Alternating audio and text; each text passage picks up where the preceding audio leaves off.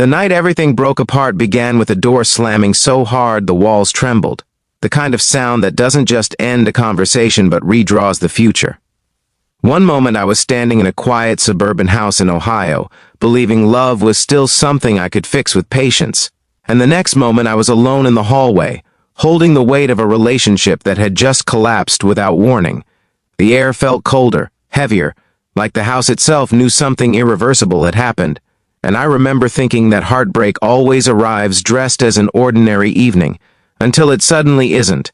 Before the story goes any further, if you believe in kindness, second chances, and the idea that life can still surprise us when everything seems lost, take a moment to like this video, share it with someone who needs hope, leave a comment, and subscribe to the channel. Your support keeps stories like this alive. Her name was Hannah, and for 3 years she had been the center of my routines, my plans, and my quiet dreams. We met at a charity event in Columbus, bonded over shared faith, and built a life that looked stable from the outside. But stability can hide fractures. Over time, small misunderstandings grew into long silences, and expectations we never voiced turned into resentments we couldn't name.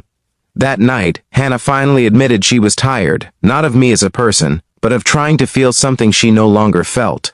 There was no shouting, no dramatic confession, just a calm finality that hurt more than anger ever could. I stood there after she walked away, feeling like someone had erased the map I'd been following. The house belonged to her family, and I had been staying there temporarily while looking for a new apartment. I planned to leave that night, to pack my things quietly and disappear before morning, because staying felt like begging for pain. My hands were shaking as I reached for my jacket, my mind already racing with thoughts of failure, embarrassment, and the terrifying question of what came next. That was when the doorbell rang. The sound cut through my spiral of thoughts, sharp and unexpected. I hesitated, unsure whether to ignore it, but then I heard footsteps and felt the presence of someone behind me. It was her mother, Margaret, a woman I had always respected from a distance. She was deeply religious, strong in her convictions, and known for seeing people clearly, sometimes uncomfortably so. She had a way of looking at you as if she could read the parts you kept hidden, not to judge them, but to understand them. She stepped into the hallway, took in the scene without asking questions, and did something that changed my life in a way I could never have predicted. Instead of offering polite sympathy or telling me to leave, she made it clear through her actions and unwavering calm that I was not being cast out into the night. She insisted I sit down, that I breathe, that I remember who I was before heartbreak tried to convince me I was nothing.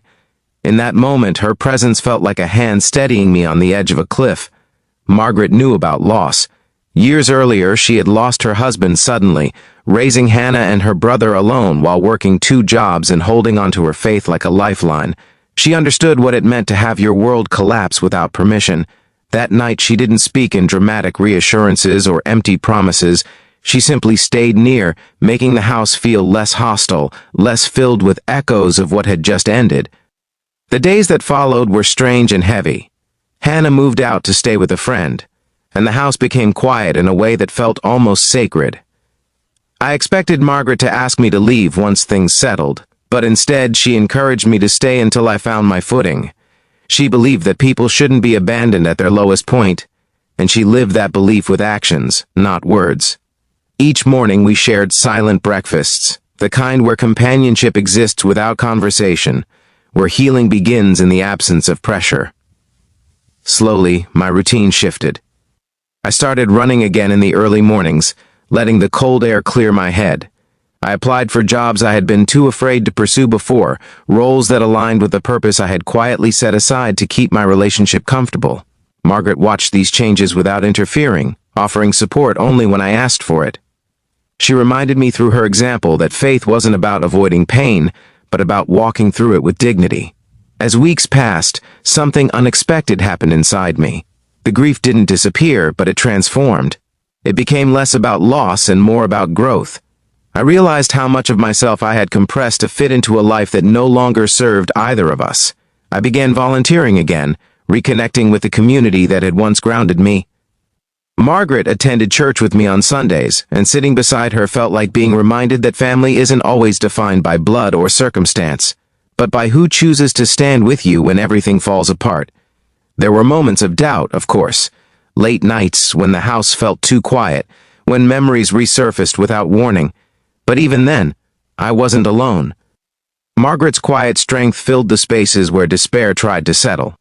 She treated me not as a temporary guest or a reminder of her daughter's failed relationship, but as someone worth investing in, someone whose story wasn't finished yet.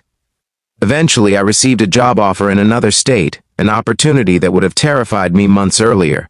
Packing my belongings felt different this time. It wasn't an escape, it was a step forward. Margaret helped me load the car, her calm presence turning what could have been a painful goodbye into something meaningful.